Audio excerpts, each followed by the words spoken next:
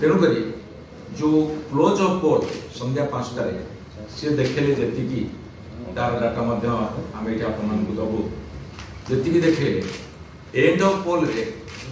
data भिन्न आसला आप मत कहतु गाँ भा केतुटा निर्वाचन बूथ रे संध्या 7टा 8टा 9टा छाड़ीदे बा राति 10टा छाड़ीदे गाँ भा आउ सबुठी प्राय संध्या 5टा कि 6टा भितर सरी close of poll end of poll होती टोटाल रिपोर्ट नहीं रात 11:85 इधर जो इसीआई वेबसाइट देवे और फाइनाल डाटा ता परदिन सकाल दे जाओ देखा जाए 2004 2009 2014 2019 से ता परदिन नहीं जो डिफरेंस आसे अति बेसी 0.5% कि 1.5% एट बेस्ट 2% आसे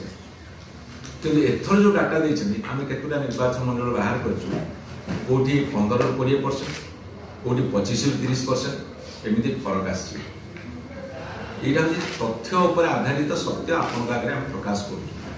तेणु यही जो क्लारिफिकेशन मागुचु इलेक्शन कमिशन ऑफ इंडिया को से दबा दरकार गोटे कथा आपको कह ईवीएम मेसीन गोटे भोट देला बेलू 1700 भोट पड़ुची खोलिला बेलू 735 केमती होची कि 640 केमती होची ईवीएम मेसीन तो गोटे आम तो ईवीएम को भरोसा करुचु आम ईवीएम मेसीन भोट देलु भोट देला 1000 भोट जब गोटे बूथ रे अच्छी जदि 700 भोट पुलिंग है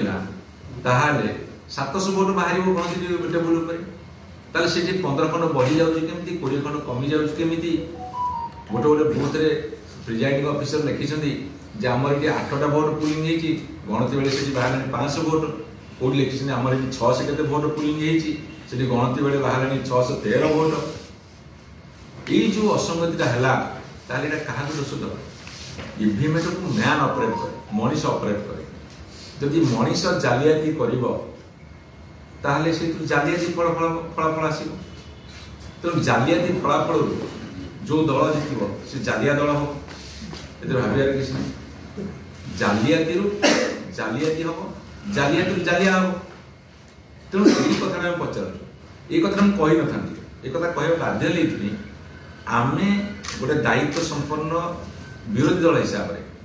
से जो लोक मैंडेट देले मानिलु ठीक अच्छे आम आम दायित्व निभाऊ लोक स्वर हो कि आम तुमको डाटा मागिलु तुम देलनि सर्टिफाइड कॉपी मागिलु देलनि आरटीआई मागिलु देलनि आम जो तथ्य 6 मास रिसर्च कर बाहर कलु ताकू आमर मान्यवर एमपी मैंने राज्यसभा एमपी मैंने गले इलेक्शन कमिशन देखा करें प्रेस कॉन्फ्रेंस कले जे आम इलेक्शन कमिशन ऑफ इंडिया को क्लारिफिकेशन मागिचु सी आमको बुझाई दिंतु प्रांजल भाव में ये स्वच्छता एवं वैधता ता सहित निरपेक्षता केते अच्छी ये कथा काली कहला बेलू भारतीय जनता पार्टी कहीं चिंकी उठला सी कहीं चिंकी उठे आम तो भारतीय जनता पार्टी ना गत काली नहीं ना विधायक एमपी मैंने आम कहतु आम इलेक्शन कमिशन ऑफ इंडिया को पचारिचु तुम स्वच्छता वैधता निरपेक्षता प्रकाश कर सांगे सांगे भारतीय जनता पार्टी सामने चली आसला अरे ठाकुर घरे किए ना आम कदली खाई यही जो कथाटा उठी तेणु मोर ये प्रश्न रही जालियाती जदि तथ्य सत्य को से प्रकाश करेंगे मु दायित्व संपन्न गणमाध्यम प्रतिनिधि और ओडिशावासी को अनुरोध करी जदि ये तथ्य और सत्य को से प्रकाश करेंगे और निर्भीक भाव में जालियाती है एक कथा से प्रमाण करदे ताले आम जानू गणतंत्र स्वच्छता अच्छी निर्वाचन परिचालन स्वच्छता अच्छी आपण मैंने प्रश्न करेंगे जे आपण हारीगले कहते निश्चित भाव में जिते बड़े ओडिशार लोक मैंने दुख प्रकाश करुँच मान्यवर नवीन पट्टनायक कौ सभा समिति गला बेले कि कौ पूजा मंडप को गला बेले महिला माने पुरुष माने जो भली भाव में आखिर लुह बरौछन एवं ओडिशा रे केही भी विश्वास करि पार नथिले नवीन पट्टनायक सरकार हारिबे बोली जून 4 तारिख दिन सकाळ 9टा पर्यंत भोट गणति ओडिशा लोक कहते अल्प हो बहुत नवीन पट्टनायक पुणी सरकार करेंगे से साधारण लोक सन्देह सृष्टि साधारण लोक एवं प्रभावित होती एमती केमिति है ये जो प्रश्नटा लोक मान भर अच्छी से ही प्रश्नटा आमको आम मन को आंदोलित कला आम मन भर उद्वेलन सृष्टि है जे लोक मैंने कहते स्थिर चित्तर एवं दृढ़ भाव में नवीन पट्टनायक सरकार हारिबा उचित नवीन पट्टनायक हारिबा उचित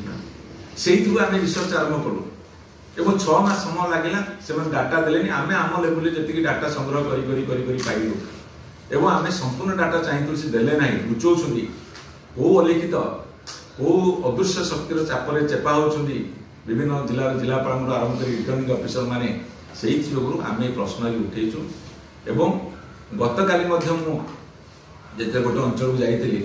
कल हठात शोक प्रबोधार किसी लोक कहले आप भोट फोट कथा देखुना कहीं आम विश्वास करें भी भोट टाइम से प्रश्न आज उठेचु तेणु जदि ए जालियाती हो से जालियाती भितर जालिया दल ही सरकार गढ़ा को समर्थ है बुझा आम तो कहूँ तथ्य दौचु